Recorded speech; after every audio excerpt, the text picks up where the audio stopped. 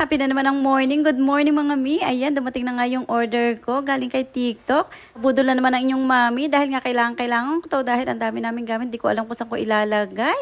Kaya naman ako dali-dali naghanap sa TikTok. Eh nung nakita ko nga to ay napakamura. Chinek out ko kaagad. Siya nga pala mga mi, huwag niyong kalimutan mag-video pag kayo nag-unboxing para naman kung may problema ay mabilis maibabalik kay seller. Nga naman pag wala tayong video ay wala tayong proof. Siya nga pala mga mi, ang in-order ko ay color black pero ang dumating ay color white. Pero okay lang mga mi. Sobrang dami siguro ng order nila ay talaga namang nakakalito na. Buti na lang at ang ganda-ganda ng white. Ako'y na-inlove talaga sa kanya. Ito na nga pala yung pinakapatungan niya mga mi. Magaan lang siya at manipis lang po siya. At ito din yung kanyang mga laman, isang katutak na tornilyo at saka yung mga parang pan-support. Ito lang ay first time ko lang makakita nito at hindi ko alam kung paano ito i-assemble. Mga mi, huwag nyo rin kalimutang bilangin habang naka-video. Ang size nga pala nito is 100 by 30 by 180 and 5 layer mga mi. Okay naman ang bilang mga mi, lahat ay kompleto. Yun nga lang may napansin ako na yung ibang tabihan ay medyo nayupe pero okay lang. Dali lang naman siyang ayusin, kaya carry lang. At ito na nga mga mi, ang pinakamahirap na part, yung i-assemble. Itatry nga namin kung paano to ayusin.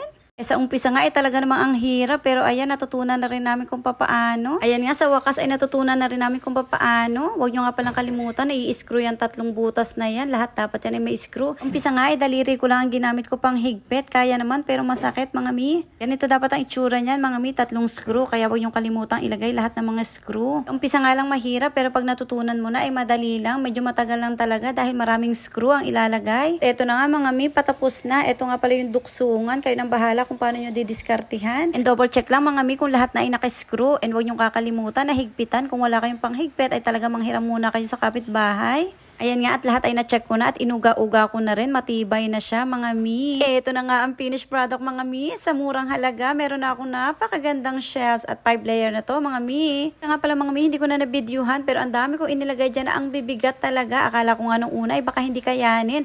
Pero mga mi, matibay siya sa murang halaga. Siya nga pala mga mi, marami silang size na pwede yung pagpilian. Hindi lang yan. So mga mi, kung gusto nyo rin yan, check out na. Nandyan yung yellow basket. Click nyo lang yan.